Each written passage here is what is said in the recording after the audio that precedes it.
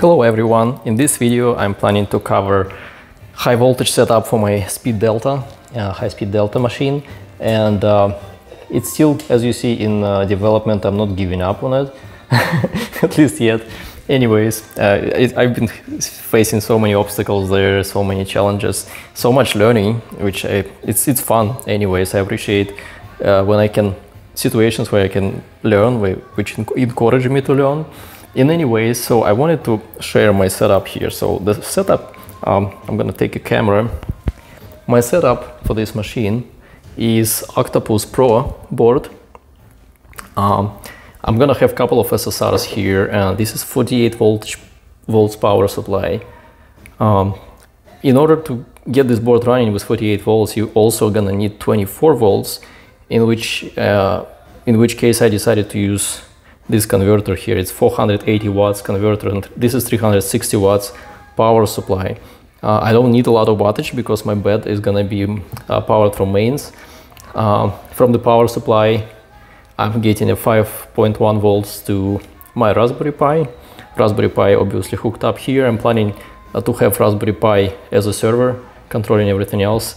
Basically, this is the 5160 high voltage model driver, and I like it. It's pretty good.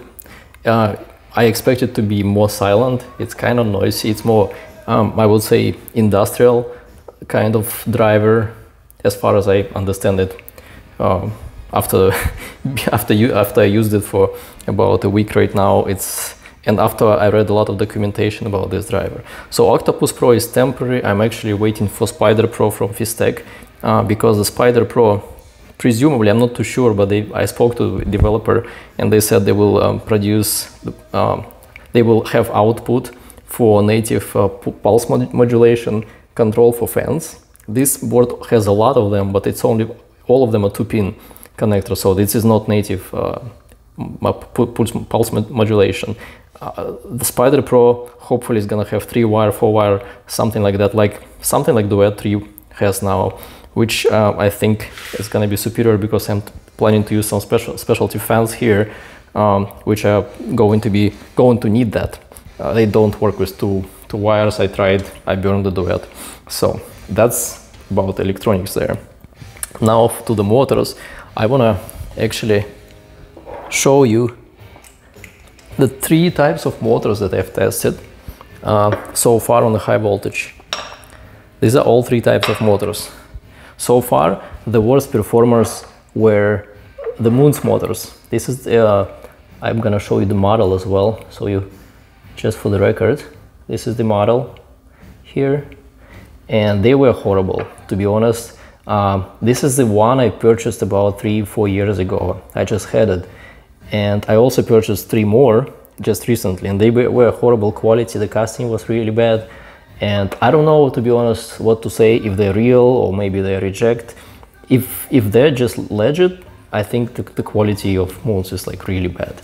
If that was a legit motor, the casting was very poor compared to market.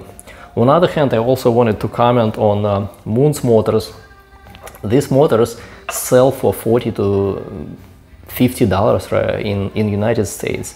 Just wanted everyone to know these motors, they are not much more expensive than generic motors in China. If you want to buy generic, it's going to cost you around $6 wholesale. MOONS are $8, which is very reasonable in China. However, in the United States, it's really not reasonable at all. And they put in a lot of profit margin on top, and you're basically paying for nothing, just for middlemen having profits here. Not everybody knows it. I wanted to point this out, especially in the video, just for information, guys. If you think these motors are so expensive because they're just so expensive at the factory, no, it's not true. At the factory, as I'm in this business, I've had quotations from MOONS, and these particular motors that sell for $45 in the United States, even from distributors, they actually cost $8 wholesale, and not even big wholesale, like 500 units. Basically, it's still, they have reasonable prices over there. Anyways, this motor was really bad, has a lot of oscillation. I also received the feedback from 2 more guys who actually messaged me on Instagram after I posted video, and they both said that, oh, I'm missing two screws over there, just noticed. They both said they had a similar issue of vibration, oscillation, lots of stuff, lots of different issues with this motor, particularly on a 5160 driver setup, which led me to think motor is probably at fault. Before that, guys, you won't believe it, I swapped so much stuff here. I was blaming my designs, I was blaming my geometry, I was blaming carriages. I even exchanged rails over here, basically, because I was thinking maybe my rails are bad. Who knows? I mean, they're original Heaven rails, and it turned out it was this motor to blame. This is a 0.9 degree motor. Even before this motor, I had these little ones, and surprisingly, they work fine. However, they're kind of noisy as well, but mostly because they're 1.8 degree. You don't want to use 1.8 degree on a delta because you want to have a better Z resolution, basically. Yes, microstepping works, but it's not optimal. It's better to have 0.9 degree motor. 0.9 degree is always native 0.9 degree is always better than you have 0.8 microstep to 2 steps, for example. It's going to be superior positioning accuracy. And this is my winner. This is the motor I liked. In terms of quality and casting, I liked it a lot. It just happened that I couldn't use it for like 5 years. It was in my garage, and the time has come, apparently, so I installed them today just to see their 0.9 degree motors. And if you guys are curious about the model, this is the model. They're rated about 1.5 amps. I ran them today and tested on my printer. They're absolutely cold. They're not even warm. Absolutely, they don't care. They don't even get warm. I'm not sure about the brand. As I said, I can only give you the model number. I bought it from some guy in China. It was a 3D store, and he was selling me some really good stuff. And these motors were part of the order. So basically, yes. After, I don't have any video footage of Moons, but just I mean, if you don't trust me, that's fine. But if you do, just avoid using Moons, at least on 5160 high voltage setup, because they just like yeah, let's just forget about them. It's a misery. Anyways, this was okay, but obviously not optimal. But surprisingly, I could push my printer to 50,000 acceleration even with this little tiny motors. Why I was trying to use these motors, because I don't really need a lot of torque, and the torque actually adds inertia because you have an iron core inside which has weight, and once you start rotating it left and right really quick, the quicker you rotate, the more inertia you get, and that inertia is gonna fight back all your quality. So this is my winner, and this is basically what I have on my printer right now installed. My effector so far works absolutely wonderfully. It's really huge pain in the butt to set up, to assemble that effector. It's difficult. I still have these carriages over here SLA printed. I could do it with CNC easy, and what I'm planning to do, possibly, I'm thinking possibly I may be able to offer just an effector assembly before I even offer this printer, and if I offer this printer on the market, which I was thinking it could be nice, could be beneficial for a lot of people. The problem with this effector is super difficult and expensive to produce. It's an industrial effector. Everything is preloaded there.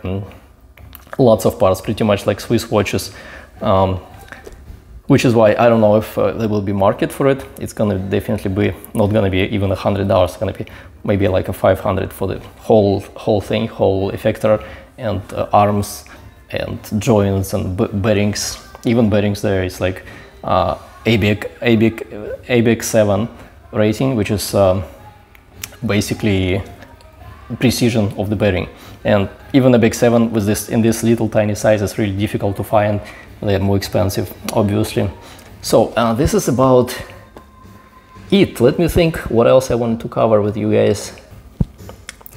Oh yeah, stealth chop. Stealth chop absolutely messes up. It's supposed to make it more silent. It messes up all my motors. All 3 of my motors actually, if I enable stealth chop in Clipper, it absolutely messes things up and becomes ridiculously noisy. I'll show you in a second after I finish all the theoretical material. So I do not recommend use stealth chop at all, and I've read about it, and it's like you shouldn't pretty much use it anyways.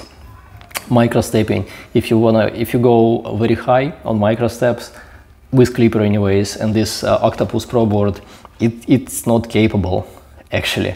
I went to 60,000 acceleration, and with that 60,000 acceleration I was going for about 600-700 millimeters a second speeds, and if I go 64, even 64 microsteps, it's already actually giving me error and shuts everything down.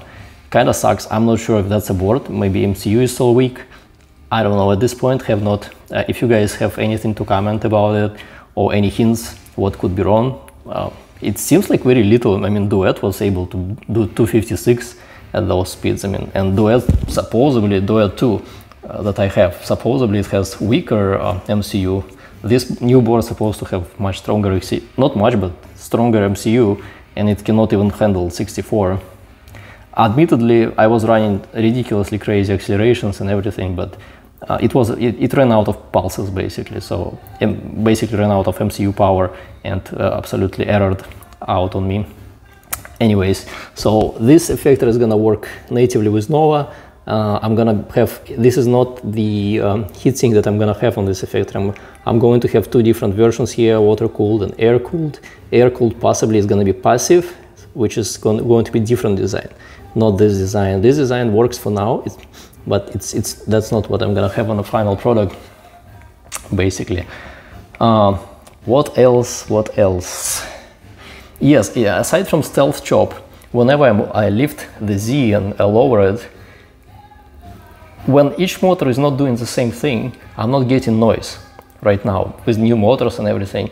However, when each motor is doing the same thing, for example, just lifting Z in the same time, it actually gives me some sort of resonating, basically, some sort of resonating, very annoying noise. And that actually helped. Let me see if I can show you. Might as well share my configuration anyways. Let's look just on one stepper A. This is the pins. As you see, I'm running it at 1 amp right now. Hold current is 0.2. So what I did here, I was doing a hand here, and in order for this issue to go away, I need to get rid of this resonation, right? Resonance. So what I did, I set on stepper A, I set driver hand value to 14. On the next stepper is 13, or the next stepper is 12. So this little trick actually got rid of resonating noise when I'm homing. It's much better now. Once I'm gonna show you, keep in mind that my phone actually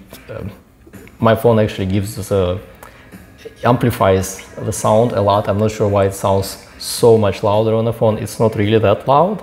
However, you will for the reference, I'm gonna show you. This is my stepper settings, stepper B, stepper A. This is my homing override, which I honestly haven't figured out yet, and the kinematics settings. You can just pause video whenever you need. I'm not gonna hold it for long. The extruder is not set up yet, so I'm not sure if that's right settings here. And everything else, yeah, pretty much not set up yet. I'm just working with the kinematics and motors right now.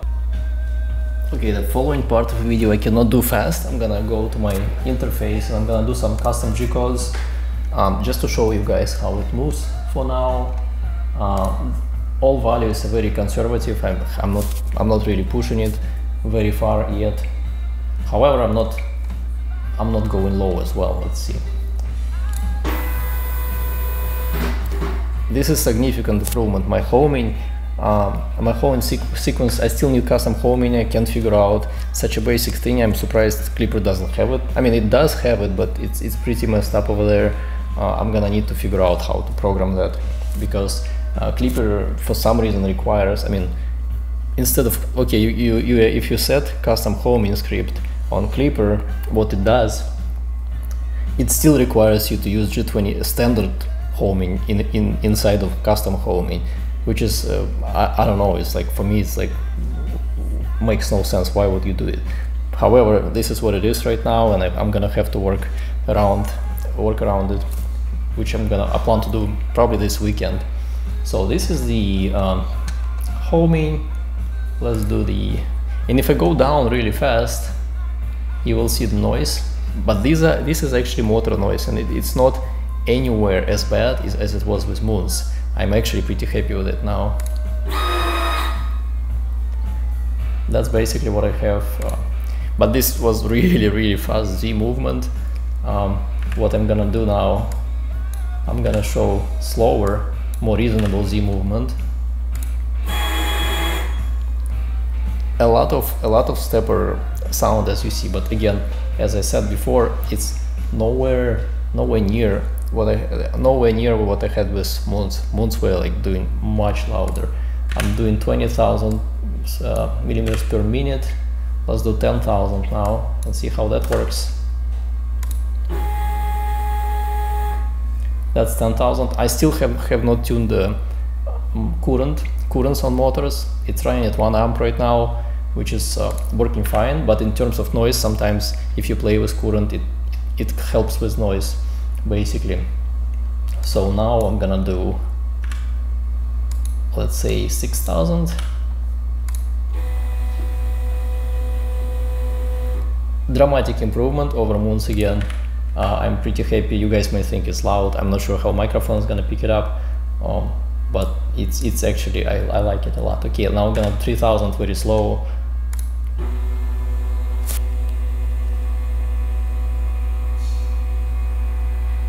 And you can see it's working fine.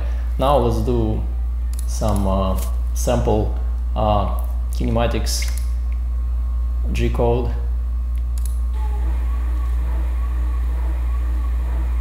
There is still a little of rattling somewhere, which is 10% of what I had before. What I am happy with, I can actually push accelerations now much more aggressively. It doesn't like printing slow, but when it goes fast, it likes to go fast. Absolutely. Much smoother now at this speed, and even smoother at that speed,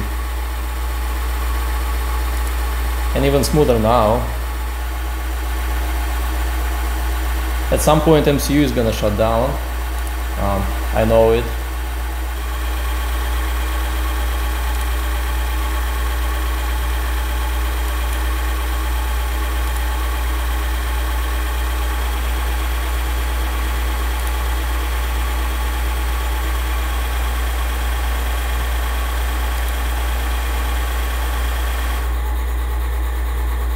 I'm surprised MCU didn't shut down. The last time it did. But yeah, basically I can do corner velocity to 7.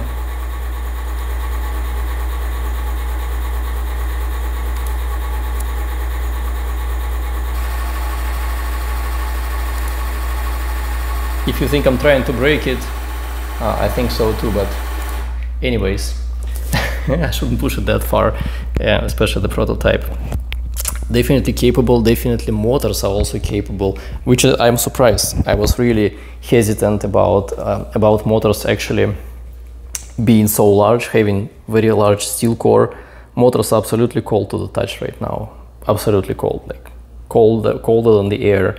Also, the noise still is not optimal because I have a lot of missing screws here. As you see, there is like a gap here in metal, so this is resonating as well, and there is no cap, no top part is still there. So basically, yeah, this is it.